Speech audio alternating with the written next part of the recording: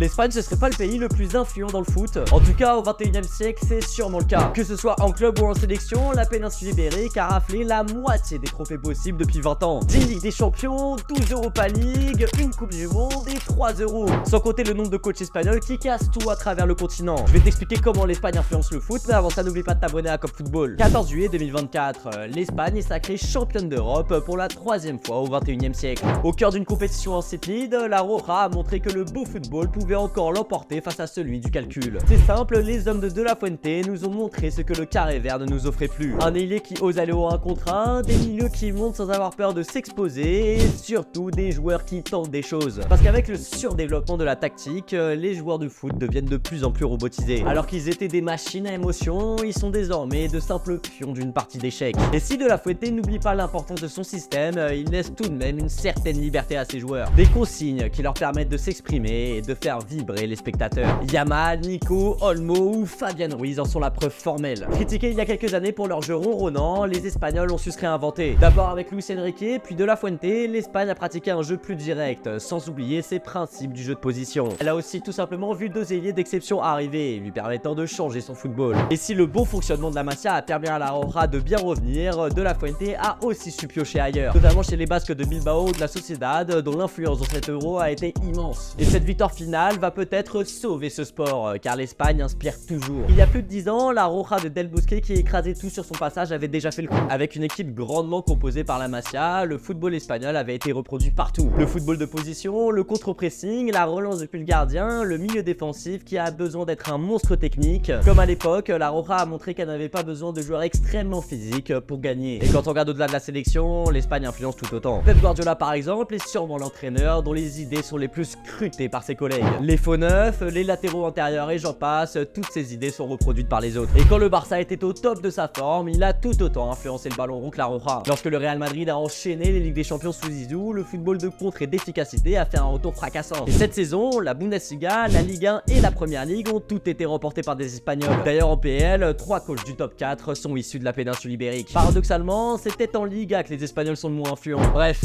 l'Espagne est un pays pour qui le football reste un divertissement. Sans être idéalistes, ils veulent toujours gagner avec la manière et leurs idées influencent toute l'Europe. En espérant donc que cette victoire rappellera à tout le monde que les joueurs ont besoin de s'exprimer pour faire vibrer les spectateurs. Et toi, qu'est-ce que tu penses de cette victoire de l'Espagne? Est-ce que t'es heureux pour le foot que la Roja ait gagné? Dis-le moi en commentaire. Et si t'as kiffé la vidéo, tag 2 pour toi et demande-leur qui il préfère entre Nico Williams et Lamine Yamal.